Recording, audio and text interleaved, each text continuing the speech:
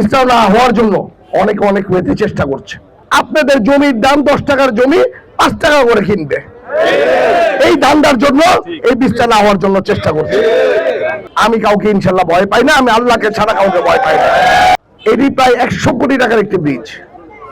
এই বীজটা না হওয়ার জন্য অনেকে অনেক ওয়েতে চেষ্টা করছে। আপনারা দেখেছেন এই বীজটা ভিত্তি স্থাপন না যাতে হইতে পারে, অনেকে চেষ্টা করছে যাতে এই জায়গায় জমি সমস্যা, ওই জায়গায় জমির সমস্যা দেখায়, কোনো না কোনো অজুহাত দেখায় যাতে বীজটা না হয়। বীজটা না হলে কি হবে, আমাদের এই জায়গাটা, আপনার জায়গাটা ডেভেলপ হবে না। আপনাদের জমির দাম 10 টাকার জমি 5 টাকা করে কিনবে, এই ধান্দার জন্য এই বীজটা না হওয়ার জন্য চেষ্টা করছে। আমি ধন্যবাদ জানাই যে এখানে প্রশাসনের যারা আছেন তারা এত আন্তরিক, তারা মিলে তাদের উৎসাহের মাধ্যমে, তাদের প্রচেষ্টার মাধ্যমে আজকে এই বীজটা হচ্ছে। ইভেন অতি শীঘ্রই, মানে বাংলাদেশের আমার জানা নাই 2 মাসের মধ্যে কোথাও 100 কোটি টাকার বীজের ভিত্তি স্থাপন হয়েছে আমার জানা নাই, কিন্তু এটা রূপগঞ্জবাসী, আপনারা কায়েতপাড়ার মানুষ এটা পেয়েছেন। এই বীজটাকে বন্ধ করে রেখেছে কয়েকটি সংস্থা মিলে বন্ধ করেছে, আপনারা জানেন এটা।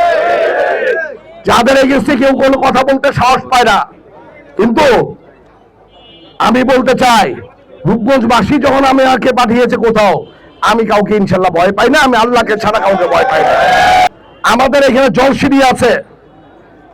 নরমালি সরকারি কোনো জিনিস যদি চায় তারা একবার করে নিলে আমাদের কোনো আপত্তি নাই।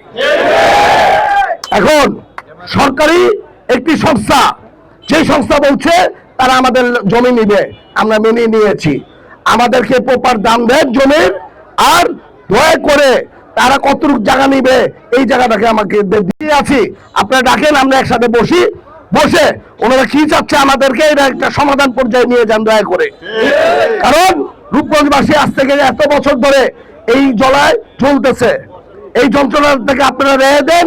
আপনাদের সাথে শুধু আপনারা চিন্তা করবেন, রূপগঞ্জবাসী 4,04,000 ভোটার আপনার সাথে আছে, আমরা এটা সমাধান চাই। আপনারা চান আপনারা দেখে ইনশাআল্লাহ এটা অতি শীঘ্রই যাতে তাদের ডিমার্কেশনটা আসে, ওইদিকে আপনারা খেয়াল করেন।